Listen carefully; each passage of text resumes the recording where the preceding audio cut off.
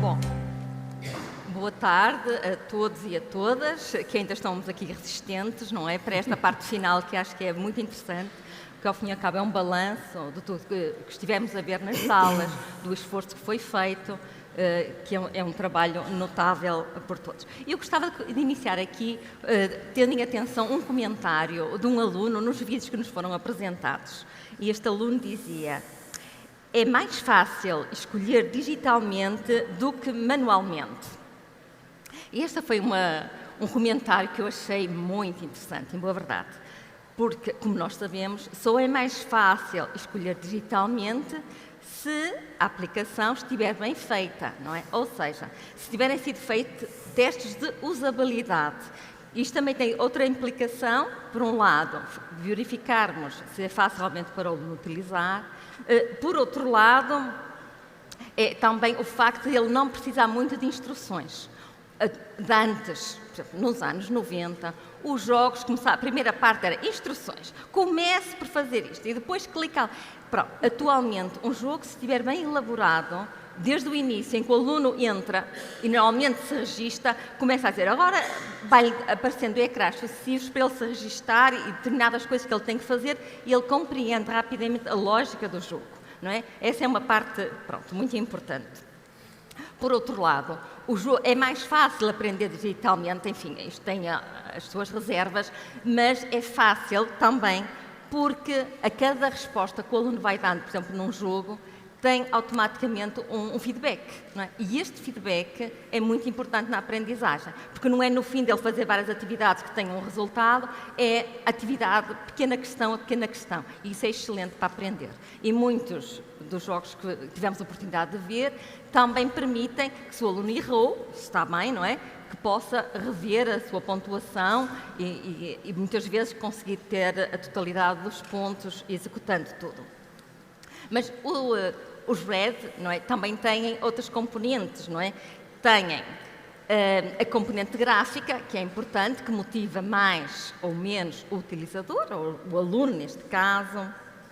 Tem também os níveis ou graus de dificuldade, que é uma componente muito importante. Hoje de manhã falávamos que o grau de dificuldade nem pode ser muito fácil, nem muito difícil, porque não é muito inovador, não é? Temos aqui o Mihaly, não é? O Csikszentmihalyi, que nos dizia o estado de flow é conseguido quando nós estamos naquele nível que temos de estar com atenção, usar todo o nosso saber para responder a um desafio, não é? E por isso concentrarmos nesta tarefa, e essa componente é muito importante. Por outro lado, algo que é interessante, que não está ainda totalmente implementado nestas atividades que fomos vendo, que eu depois vou deixar comentar, que é, havendo o leaderboard, é algo que estimula muito os alunos. Eu já tive um projeto em que desenvolvemos jogos, e tenho um jogo que foi feito para os meus alunos, e o que é que os meus alunos me dizem? Eu quero ficar à frente no leaderboard. Por isso, eles repetem as vezes que forem necessárias, não é? Também aprendem simultaneamente. É o leaderboard a coisa mais importante? Bom, não é a coisa mais importante, mas é estimulante para os alunos, não é? Para a aprendizagem, é algo que é muito estimulante. E depois, até a nível nacional, os alunos que têm pontuações interessantes, pode ser algo a ser considerado até para outras atividades que vamos desenvolvendo. Bom, posto esta pequena introdução, não é? Eu dou agora a palavra aqui às relatoras e depois vou comentando alguns aspectos, incluindo, pronto, a fase em que nós estamos no desenvolvimento deste RED e ainda outros RED, não é? Como a doutora Maria João Horta me pediu, o que é que está agora, o que é que nós ainda podemos ter em atenção para os novos RED que temos que criar até o 12º ano. Por isso, vou então agora dar então a palavra à doutora Isabel Martins, se fizer o favor. Pode organizar, que se quiser começar por responder um bocadinho àquela pergunta, pode. Se não quiser, pode começar por onde achar mais conveniente. Sim. Pois, muito boa tarde a todos e a todas e muito obrigada também pelo convite de ser relatora nesta sessão. De facto, a minha intervenção será muito limitada porque eu também, como dinamizadora de uma das sessões, não tive muita disponibilidade para poder acompanhar todos os participantes, mas acompanhei bastantes. Estivemos no RED de Ciências, ciência no qual eu me incluo, portanto estávamos distribuídas, nossas 8 atividades, 8 temas estavam distribuídos por 2 salas, o que também não foi muito claro para todos os participantes, saber que podiam ir a uma segunda sala depois de ter visto a primeira. Em cada uma das salas tínhamos 3 sessões e os participantes que nos acompanharam ao longo destas 3 sessões em cada uma das salas foram professores de diversos níveis de ensino. Foi muito interessante verificar que não eram apenas professores do primeiro ciclo e foram várias crianças, também alunos do primeiro ciclo.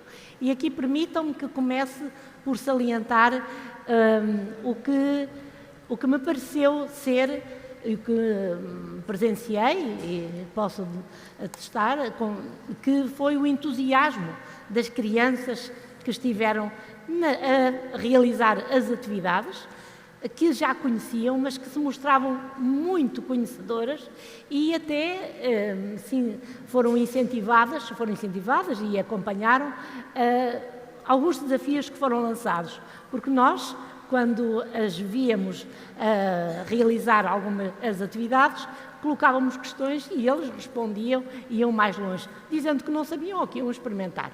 Portanto, há aqui um aspecto muito interessante da parte das próprias crianças, dos alunos, que foram capazes de interagir com pessoas que não conheciam, que não eram seus professores, mas que prontamente se prontificaram e respondiam sem qualquer receio.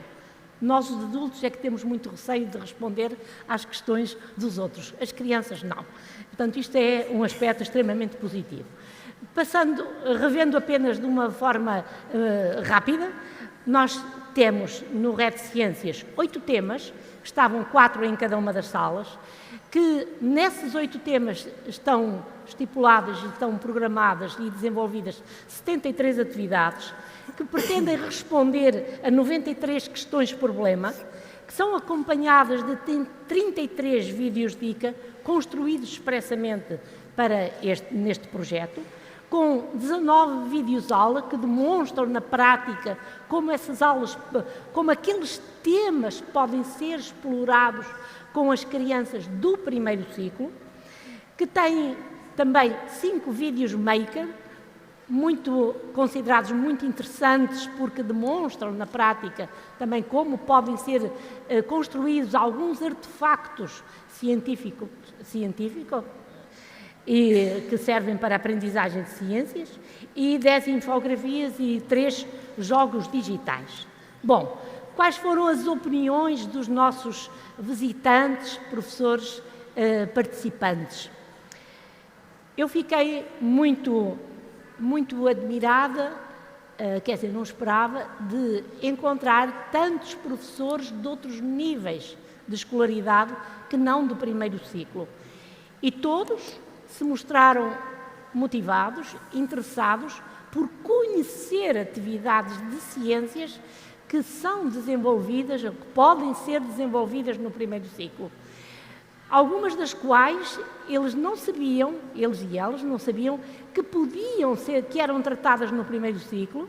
Lá está, porque e agora permitam-me aqui uma incursão um pouco à margem, a formação de professores organizada por ciclos de escolaridade, e tem que o ser, não permite frequentemente, não estou a dizer que nunca o possa fazer, mas não permite frequentemente que os professores conheçam o currículo dos outros níveis de escolaridade que não aqueles onde são profissionalizados. E por isso não podem saber aquilo, ou não sabem em geral, aquilo que os alunos trazem quando chegam a esse nível e aquilo que eles vão estudar e aprender a seguir. Isto é uma lacuna que precisamos, talvez, de prestar alguma atenção. Mas o que foi interessante e foi relatado por estes professores que nos acompanharam foi que viram uma grande diversidade de temáticas a ser exploradas, o que lhes agradou imenso, que gostaram muito de ver comportamentos de crianças que não eram os seus alunos, também estavam os professores que acompanham esses alunos, mas não são essas as opiniões que eu estou aqui a registar, são os outros professores participantes que viram alunos que não os seus a executar atividades e ficaram, vou utilizar uma palavra mais vulgar, mas ficaram encantados, ficaram estimulados também a poder fazer equivalente com os seus próprios alunos. Há uma complementaridade, também nos testemunharam, uma grande complementaridade entre recursos analógicos e digitais, e aqui eu quero talvez fazer uma incursão para responder à sua questão, que de facto o digital, essa resposta do aluno, eu não sei qual era a qual dos temas ou das áreas estava a exprimir, mas no caso das ciências, os alunos enfatizaram a importância dos recursos analógicos que temos construídos neste projeto e que os professores entendiam que estes recursos educativos digitais, Rede Ciências, fornecem um grande apoio ao nível conceptual, ao nível curricular, ao nível da preparação de aulas e da sua execução, mesmo em sala de aula. E os professores enfatizaram então muito a importância de conhecerem o que os alunos já sabem e que, no caso de professores de outros níveis, eu pessoalmente não sabia, mas fiquei muito agradada por testemunhar ou por poder testemunhar que alguns professores do terceiro ciclo do ensino básico são solicitados também a desenvolver atividades nas AEC e que acharam que estes recursos educativos também eram importantes para esse fim. Bom, eu creio, finalmente, o que também pude verificar é que alguns deles disseram que até alguns dos recursos educativos das ciências eram suscetíveis de adaptação a outros níveis de escolaridade. Portanto, eu acho que agora ficava por aqui, depois a seguir, se entender, poderemos avançar um pouco mais. Muito obrigada. Muito bem. Pode ser, então, agora, Fátima. Boa tarde. Coube a mim fazer as conclusões dos grupos que exploraram os jogos da matemática. Só para recordar, os jogos de matemática são 10, estão organizados segundo diferentes conteúdos matemáticos, mas de facto não estão associados a um ano de escolaridade, como a minha colega Lourdes já teve a oportunidade de dizer no início, e nós organizámos as conclusões tendo em conta alguns aspectos que passo a referir, em termos da acessibilidade, em termos do seu interesse e complexidade, em termos da sua articulação com a matemática e em termos da sua exploração na sala de aula e também fora dela. Portanto, em termos de acessibilidade, e aqui, tal como a minha colega anterior, quero agradecer bastante aos alunos que nos apoiaram nos workshops, porque foram, de facto, fantásticos, porque deram um testemunho vivo de como os jogos poderão ser interessantes e poderão ser desafiantes para poderem ser jogados por eles. E, portanto, quero agradecer às crianças e também aos professores que os acompanharam. Portanto, em termos de acessibilidade, tanto os alunos já nos tinham dito isso, já tínhamos verificado isso em termos da pilotagem, mas aqui também tivemos a oportunidade de perceber que os professores que estiveram nos workshops referiram que os jogos são, de uma forma geral, atrativos, são acessíveis e, de facto, são amigáveis, ou seja, é muito fácil começar a jogar, desafiam o ser jogados e, portanto, pareceu-nos que, de uma forma geral, tanto os alunos como os professores envolvidos no workshop nos disseram que se entra perfeitamente na dinâmica dos jogos sem necessitar de ajuda. Houve o caso de um jogo em que foi referido que provavelmente é necessário pensar na ajuda específica desse jogo, portanto é um caso particular. Aquilo que nos parece é que para os alunos é intuitivo, para os professores é mais difícil, mas também são os alunos que são os nativos digitais e, portanto, facilmente percebem o que é que se pode fazer. E, portanto, em termos de acessibilidade, pareceu-nos que foi quase unânime a opinião de que eles são bastante acessíveis, visualmente atrativos e muito desafiantes. Em termos do interesse e complexidade, os professores referiram de facto alguns aspectos mais bem conseguidos, o facto de suscitar o desejo de jogar não apenas uma vez, várias vezes, porque de facto há muitos ecrãs e não se joga sempre o mesmo ecrã e por isso a mesma atividade possibilita várias hipóteses de jogo. Além disso, também foram referidos os diferentes níveis de dificuldade que permitem que diferentes alunos com diferentes níveis de conhecimento ao nível da matemática os possam jogar e até podem jogar e entrar em jogos sobre os quais ainda não trabalharam muito em termos da sala de aula, mas facilmente, alguns jogos mais facilmente, outros não tão facilmente, mas conseguem progredir considerando os diferentes níveis de dificuldade. Houve um ou dois aspectos, mas que me parece que até são fáceis depois de melhorar, que os professores referiram. Por exemplo, houve um professor que referiu o som do feedback, portanto, o som para se perceber se a atividade foi conseguida ou não foi conseguida, devia ser um som mais alto. Portanto, são aspectos mais alto, menos monocórdico, que pudesse, de facto, chamar a atenção para que a atividade ou para aquela tarefa não foi bem conseguida. Também houve um aspecto que nós também já tínhamos identificado associado à pontuação. Muitas vezes não se percebe como é que a pontuação é obtida quando comparamos com outros jogos, mas também me parece que é um aspecto facilmente resolvido. E depois aquela questão, também já falámos de que não há memória, não é? Portanto, quando se volta atrás, perde-se a pontuação e uma vez que a pontuação e o querer conseguir-se uma melhor pontuação é também um desafio para jogar, associado a qualquer jogo, esse é também um aspecto que foi referido por alguns professores como podendo ser melhorado. Em termos da articulação com a matemática, de uma forma geral, foi referido que os jogos permitem fazer diferentes articulações com diferentes conteúdos matemáticos, de diferentes temas, que articulam diferentes anos de escolaridade e não se perde, de facto, uma perspectiva didática de aprender matemática com compreensão, que foi, de facto, um dos pressupostos que norteou todo o trabalho da equipa da didática que desenvolveu estes jogos.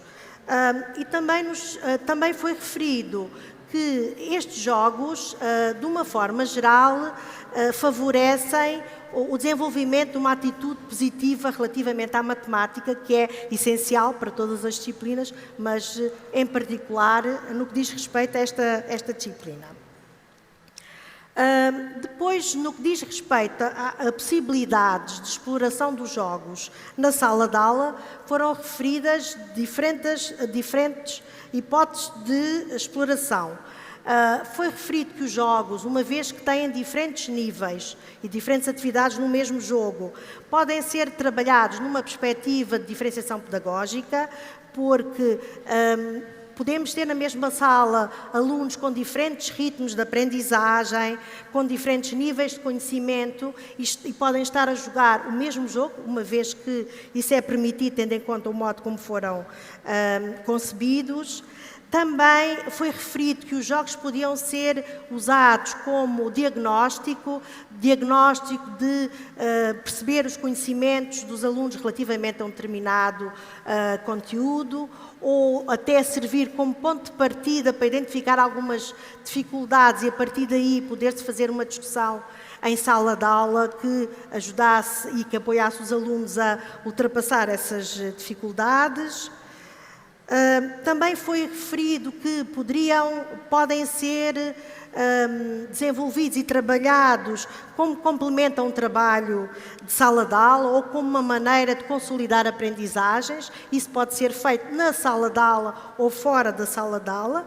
E respondendo aqui ao repto da nossa moderadora, parece-me que tudo isto é complementar, não podemos falar apenas do uso de um tipo de recursos e, no caso dos jogos da matemática, são complementares. Claro que hoje em dia, na nossa vida, os recursos digitais cada vez fazem mais parte dela, necessariamente na escola também são um recurso importantíssimo, mas temos todos os outros recursos e, portanto, parece-me que o trabalho deve ser feito numa perspectiva de complementaridade. Também foi referido por uma professora o facto de nós termos o contexto, aquele contexto associado às profissões e termos aqueles ecrãs e, portanto, pode também ser feita a partir daí uma articulação com com outras áreas curriculares, nomeadamente foi referido o estudo do meio e, portanto, pode-se partir daqueles jogos de matemática e passar para o estudo do meio, ou começar no estudo do meio e passar para os jogos, portanto, numa perspectiva de interdisciplinaridade, estamos a falar do primeiro ciclo, faz todo o sentido. Depois foi também referido, e isso houve os testemunhos das crianças que nós tínhamos lá na sala e das professoras, que estes jogos podem ser explorados em casa e até em conjunto com os familiares. Houve uma criança que referiu que ela própria tinha ensinado, e a Lourdes hoje de manhã também referiu um pouco uma situação semelhante, tinha ensinado a mãe a aprender, a recordar alguns conteúdos matemáticos e, portanto, aqui estamos a inverter os papéis, o aluno, a criança, funciona como ensina e a mãe ou o pai ou alguém familiar funciona como alguém que aprende e, portanto, isso é uma perspectiva interessante também para trabalhar este tipo de jogos. Houve uma criança que me parece que resume, e é assim que vou acabar, resume um pouco a perspectiva associada a estes jogos. Um menino da nossa sala, que é o Cauã, disse que estes jogos servem para divertir e aprender. E até é mais interessante jogar os mais difíceis, porque são mais desafiantes. E, portanto, eu queria acabar com esta divertir e aprender e divertir ao mesmo tempo. Obrigada. E fico por aqui. Muito obrigada. Então, temos agora a Jéssica. Obrigada. Boa tarde. Então, cabe-me a mim apresentar agora as conclusões relativas às sessões paralelas da equipa de português. Nós preparámos um pequeno PowerPoint, não sei se será possível. Pronto.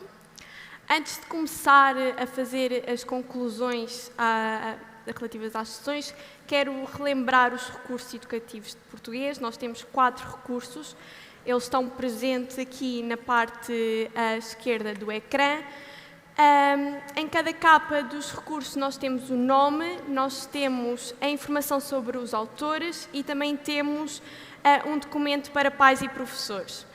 Estes recursos foram feitos em parceria com a Faculdade de Letras e com o Centro de Linguística da Universidade de Lisboa e, portanto, foram estes recursos que foram apresentados nas sessões paralelas e é sobre eles que me vou debruçar agora.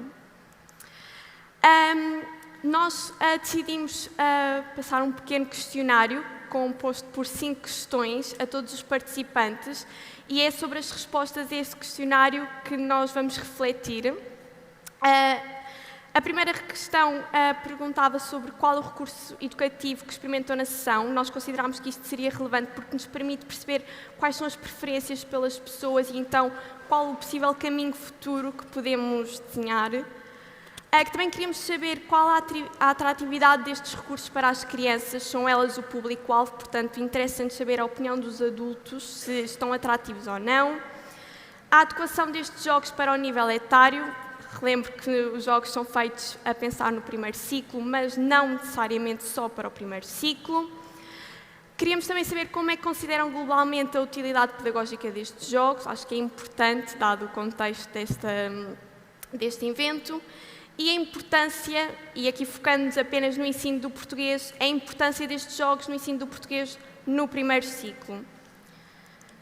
Então, passando para a primeira pergunta, o recurso educativo que mais foi experimentado foi o comboio, ou seja, um recurso educativo pensado para o primeiro e segundo ano, mas que não se foca só desses 2 anos escolares. Nós queremos, por exemplo, frisar que o comboio, e isso foi-nos dito nas sessões paralelas, pode ser utilizado no ensino de língua segunda, de português como língua segunda, como também pode ser utilizado em pré-escolar, dado que tem atividades relacionadas com a consciência fonológica.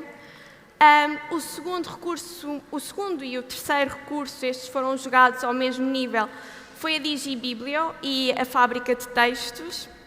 Curiosamente, um recurso sobre a compreensão da leitura e um recurso sobre o ensino da escrita. E, por fim, temos a Casa na Quinta, que é um recurso desenhado a pensar na gramática. Pronto. Nós pedimos às pessoas que selecionassem a resposta numa escala de Likert. Pareceu-nos que seria mais fácil de fazer um breve resumo. Então, quanto à nossa segunda questão, a atratividade dos recursos, nós temos resultados bastante positivos. A maior parte das pessoas considera os recursos atrativos, quase ali no muito atrativo, o que acho que nos deixa bastante felizes a nós e à equipa multimédia, porque estamos a falar dos desenhos e se os adultos consideram atrativos, as crianças também o consideram, portanto, isso foi referido nas sessões paralelas pelas próprias crianças. A terceira questão foi relacionada com a adequação ao nível etário, ou seja, cada recurso era direcionado para um nível etário e nós queríamos saber globalmente como é que as pessoas consideraram e elas consideraram também, uma vez mais, muito perto, muito adequado, portanto, podemos ficar bastante satisfeitas também. Quanto à utilidade pedagógica, a maior parte dos nossos participantes referiram-nos que era muito útil e também nos referiram que através dos recursos perceberam que havia pontos que não eram trabalhados em sala de aula e que poderiam ser trabalhados. Um desses casos surgiu na exploração da DigiBiblio, numa das últimas atividades do Vento, da poesia. Houve uma professora que nos disse: eu raramente trabalho a metáfora e aqui vocês dão-nos possibilidade de o fazer e uma forma como explicar às crianças o que é uma metáfora, o que no contexto de 3º e 4º ano nem sempre é fácil. Portanto, eles são úteis. O público das sessões paralelas considerou-os muito úteis e explicou-nos como os recursos demonstraram outras formas de ensinar e até novos conteúdos que nunca tinham sido trabalhados em sala de aula. Depois, relativamente à importância no ensino da língua, uma vez mais os recursos foram considerados muito importantes. Lá está, não só no ensino da língua das crianças que têm o português como língua materna, mas também das crianças que têm o português, e agora numa fase em que vivemos, que é o português como língua segunda. Portanto, acho que os nossos recursos podem ser explorados nesse sentido, apesar de não terem sido desenhados para isso, o que nos deixa bastante contentes. Fazendo aqui um parênteses com a situação eu fui a responsável pela situação das pilotagens e nós tivemos crianças que não falavam português e que, quando colocadas à frente o computador, o que elas fizeram foi aprender o léxico que estava naquele jogo, naquele recurso, ouvindo repetidamente até conseguir dizer a palavra. Portanto, fica aqui uma pista para no futuro, talvez estes recursos poderem ser explorados nesse sentido. Estes resultados, e apesar disto não ser relativo às sessões paralelas, vão ao encontro dos resultados que foram observados durante as pilotagens. Nós fazíamos sempre um questionário aos alunos e um questionário aos professores. No questionário aos alunos nós queríamos saber se eles estavam satisfeitos com os recursos, se eles tinham sugestões de melhoria, o que é que nós tínhamos que mudar. De uma forma geral, nós tivemos comentários muito positivos, aliás, acho que isso se vê pela média, mas também tivemos comentários bastante críticos e com sugestões. E pegando na sua questão, sobre ser mais fácil aprender digitalmente, uma coisa que referiu foi as instruções. É fácil se houver instruções claras. E isso foi-nos referido várias vezes durante a pilotagem, quando não havia uma instrução que era clara, a criança parava e dizia-nos que tínhamos que mudar. E, pegando nisso, também nos foi referido que se calhar seria melhor ter uma instrução escrita e uma instrução oral. E isto é uma grande pista para o futuro dos REDs, sobre a importância de termos instruções por duas vias. Portanto, sim, pode ser mais fácil aprender digitalmente, tendo em conta esta geração, mas sempre tendo em consideração também a importância das instruções e as instruções não serem só escritas, mas pensar em instruções escritas e orais. Estes resultados, agora pegando nos resultados dos professores, vão ao encontro do público-alvo, que era o público-alvo desta tarde. Os professores consideraram-se de uma forma global os 4 recursos educativos de português bastante úteis em termos pedagógicos. Também nos forneceram várias pistas sobre coisas que não compreenderam e que foram alteradas. Portanto, podemos considerar que globalmente os resultados dos questionários feitos aos professores vão também ao encontro dos questionários feitos hoje à tarde. E agora, pegando aqui na satisfação média dos alunos outra vez, este questionário era passado na primeira pilotagem, passado um tempo havia uma segunda pilotagem.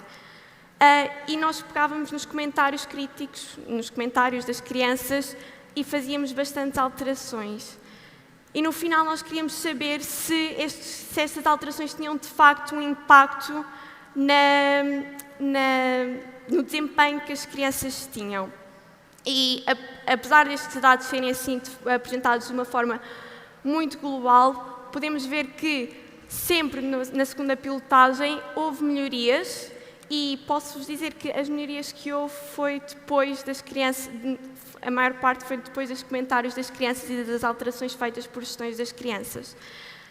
E nesse sentido, e apesar de já termos agradecido imenso às professoras e às escolas, eu também quero reforçar esse agradecimento.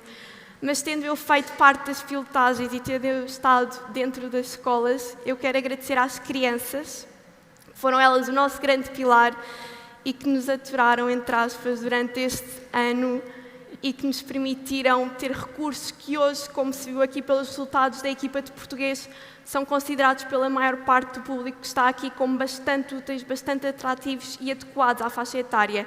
E isso não seria possível sem elas e sem o ponto de vista delas, portanto fica aqui o meu agradecimento às crianças que me receberam tão bem.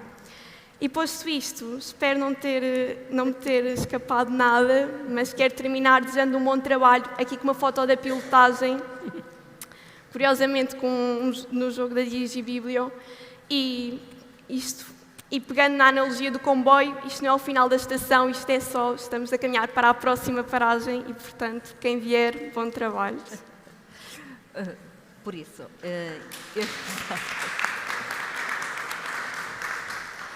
nós vimos que os RED que nós tivemos a oportunidade de visitar são diferentes, não é? Por isso, na área do português e da matemática, optaram sobretudo por jogos, e enquanto que nas ciências o conceito aqui de recursos educativos digitais se orientou mais para alguns vídeos, e sobretudo na criação de atividades a serem desenvolvidas em sala de aula, não é? Como a doutora Isabel Martins referiu, são recursos mais analógicos para promover atividades na sala de aula. As áreas também são diferentes, é um facto.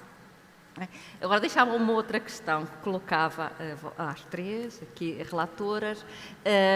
Por exemplo, um aspecto que são dois complementares. O feedback, como eu já referi, é crucial, não é? Quando um aluno erra, tentar explicar porque é que errou. Acontece isso na parte do português, não é? Eu estive a realizar ali algumas atividades e a informação que é dada é muito relevante.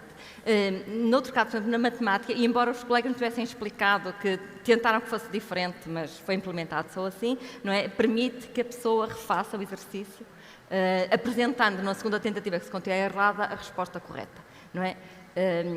Pronto, estes foram aspectos que temos que rever, se calhar, ou repensar quando criarmos outros recursos. O feedback é uma componente muito importante, não é? Ter sempre um feedback que ajude o aluno a perceber melhor o problema, não é só às vezes repetir. Às vezes repetir é só por tentativa e erro, nem sempre, não é? Mas sem perceber bem porquê, qual é que fica correto. As orientações na área de português eram sempre dadas verbalmente, não é? Porque alguns alunos podem ser muito pequeninos, ainda não sabem ler. Deixo só assim uma questão. E os alunos que sejam surdos? Então, ou que não leem, as necessidades educativas especiais? Eu sei que é uma outra... Mas, coitado, também não os podemos pôr de fora, não é? Pronto. Queria dizer. Sim. Então, realmente há um jogo que só tem instruções orais, mas este jogo foi desenhado para a consciência fonológica, portanto faz todo o sentido que sejam instruções orais. E para além disso, este jogo foi pensado para o primeiro e segundo ano, que são faixas etárias. O primeiro ano eles não sabem ainda ler e o segundo ano leem, mas com algumas dificuldades. Daí nós termos pensado num jogo só com... Aliás, até só com oralidade, e até porque, uma vez mais reforço, é para o treino da consciência fonológica. Na realidade, nos jogos de português, nos outros 3 jogos, nós temos instruções orais e instruções em formato escrito. Isto porque, lá está, há alunos surdos, mas também temos que pensar em contexto de sala de aula, apesar dos retos serem jogados fora de sala de aula, mas em contexto de sala de aula talvez seja mais fácil estarem cada um num computador ou um grupo num computador e poderem ter só acesso à instrução escrita e não à instrução oral, porque aí criaria confusão, porque partindo do pressuposto que se calhar não andam todos ao mesmo ritmo, portanto é por aí. Mas o jogo do comboio é o único que foi pensado só em formato oral porque pretende treinar a consciência fonológica. Todos os outros têm as 2 modalidades. E volto a reforçar, as 2 vias são extremamente importantes para que a criança compreenda o objetivo da atividade. Isso foi algo que vimos na pilotagem, portanto, reforço outra vez essa ideia. Relativamente àquela questão do feedback, os jogos da matemática foram pensados para serem usados em contextos diferentes. O aluno pode jogar individualmente, autonomamente e vai progredindo no jogo, mas também tem a outra perspectiva, que é usar o jogo como um recurso na sala de aula. E aí na sala de aula, e nós tivemos a oportunidade de ver esse tipo de exploração nas aulas, nas turmas de pilotagem, aí o professor pode fazer uma discussão em turma, tentando perceber, portanto, apresentando o jogo e, à medida que os alunos vão resolvendo as diferentes atividades, o professor vai orientando uma discussão no sentido de perceber, quando eles erram, de lhes perguntar porque é que fizeram desta maneira, porque é que fizeram ou erraram ou acertaram, qual é que é o objetivo. Portanto, há aqui duas utilizações complementares. Se o aluno está a jogar autonomamente, não queremos que ele também não tenha aquele desejo de jogar, o desafio de jogar e chegar até ao fim. E aí, de facto, não quisemos dar um feedback, porque é que errou. Quer dizer, existe um feedback e visto um som diferente e umas cores diferentes quando o aluno erra e pode repetir novamente, mas em termos do porquê, porque é que errou, o que é que está por detrás da sua dificuldade ou da sua incorreção, isso parece-nos que é um trabalho a ser feito na sala de aula, por exemplo, numa discussão coletiva com toda a turma, em que o jogo é jogado e o professor vai orientando e vai trabalhando esses aspectos associados às dificuldades e o modo de as ultrapassar. Pois, esse erro que poderia ocorrer com vários alunos, que o professor nem sempre está a acompanhar todos, não é? seria facilitado se houvesse um registro de cada aluno em que o professor ia verificando que determinado assunto, que determinado aluno ou grupos de alunos tenham dificuldade, não é? Daí que haver a possibilidade de haver o registro de cada aluno que está a jogar, até porque ele fica em determinada posição e depois pode voltar a entrar e retomar, não é? Atualmente, como não fica registado, tem que começar sempre no início, não é? Quer dizer, pode avançar dentro dos níveis ou das secções, mas aquela não tem feedback se interromper, não é? Porque se ele sair, tem que recomeçar, não é? Nos recursos de português isso não é bem assim. Nós temos recursos, o aluno tem um feedback imediato quando erra e quando acerta, e quando erra o aluno tem uma ajuda para perceber o que é que nós pretendíamos realmente e porque é que ele não fez bem aquela atividade. Essa ajuda, lá está, no comboio é oral, porque só existe esse estímulo, mas nos outros recursos existem mesmo botões de ajuda para o aluno perceber o que é que nós pretendíamos. Portanto, os nossos recursos são um pouco... Temos esse feedback imediato e o aluno consegue perceber imediatamente porque é que errou, e temos pistas também para o aluno. Bom, a minha questão era diferente, Jéssica, era haver um registro do aluno, não é? Sim. O aluno ao entrar registra o nome, não é? E vai, depois eu sei que isso ainda não é possível, não é? E registra e permite-lhe ver, e até o professor consegue aceder a esses registros, ver em que fase está, as dificuldades que teve, onde é que errou mais, não é? Sim, peço desculpa, não me percebi. Sim, isso nós não temos isso nos nossos jogos. Sim.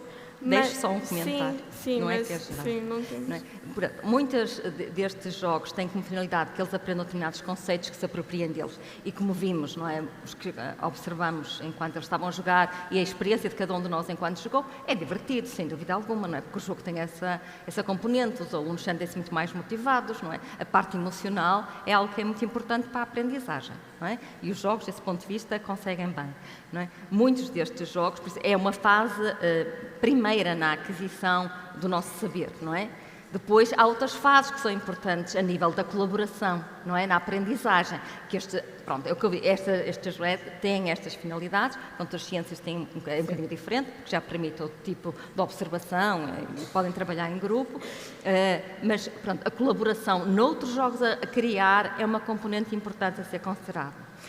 O nível terceiro, na minha opinião, é o nível da criatividade, aquilo que nós podemos motivar os nossos alunos para a criatividade, não é? Será a fase mais elevada dentro da aprendizagem, que é depois se apropriar de uma série de conceitos, conseguirem colaborar entre eles na criação também de novo saber, depois também conseguirem ser mais criativos, conseguir pensar de uma forma um bocadinho diferente, que devemos tentar motivá-los para isso, não é? Aí que também tem estado ultimamente a ser posta em causa como é feita a avaliação para o ingresso na universidade, que há muita memorização e a memorização nem sempre facilita tanto a criatividade.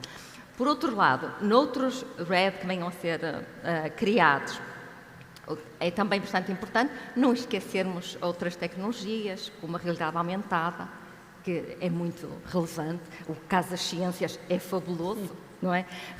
E a realidade virtual, não é? Que são a área, tecnologias que podemos atualmente utilizar, claro, tem outras implicações, mas que noutros recursos que vamos criar, ter esses aspectos em consideração parece muito importante, não é? Deixando sempre em atenção que nunca se esqueçam, quando criamos um recurso educativo digital, os testes de usabilidade são cruciais, não é? Fazem toda a diferença. A forma, as ajudas, que nunca devem ser, em caso algum, obrigatórias, pode haver sempre algum esclarecimento, mas se o aluno quiser consulta, nunca ser algo imposto, não é? Que acho que aí é importante e normalmente é relevante só para quem está mais atrapalhado na execução, não é? Deixava estas observações. Se quiserem às vezes comentar um bocadinho. Sim, claro. Pois, eu concordo, de facto, com o que a professora está a dizer.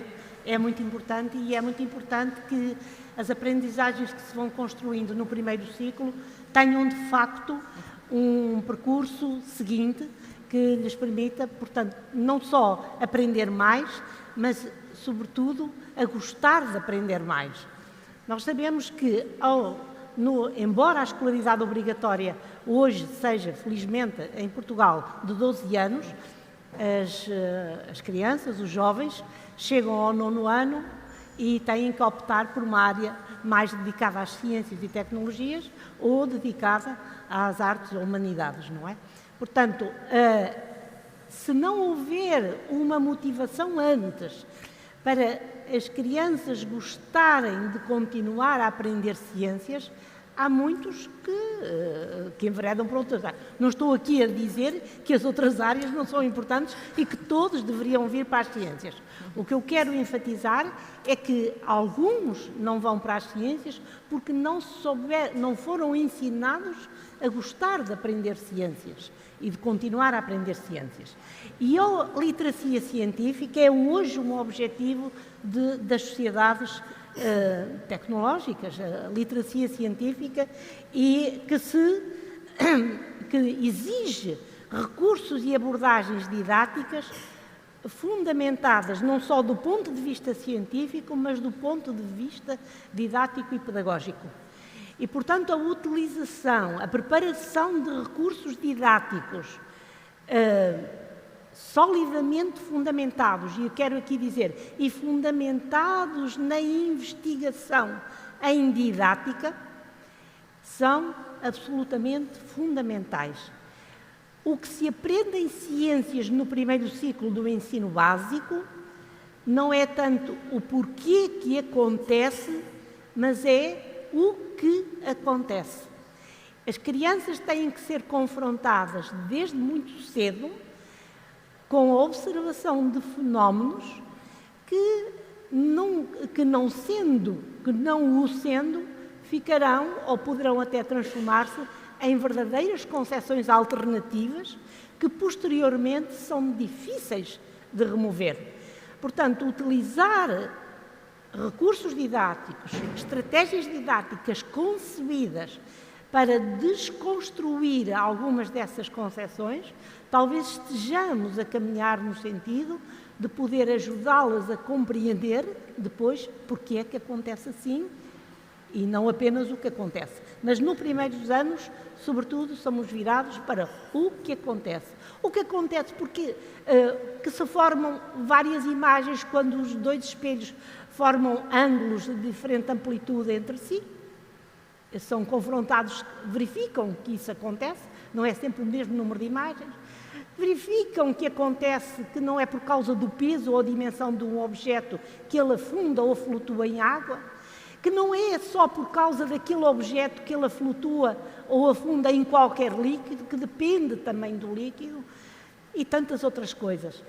O que é o desenvolvimento dos temas que constituem os redes de ciências, que aqui trouxemos e nos quais temos vindo a trabalhar ao longo destes anos, permitiram compreender e aprofundar a importância de aprendizagens precoces em ciências e que eu quero aqui salientar que não é ao nível da explicação teórica, mas é ao nível da evidência prática do que acontece. Portanto, ensinar ciências não é possível, do nosso ponto de vista, ser feito apenas por meios digitais. A experimentação, seja em casa, seja na escola, é fundamental.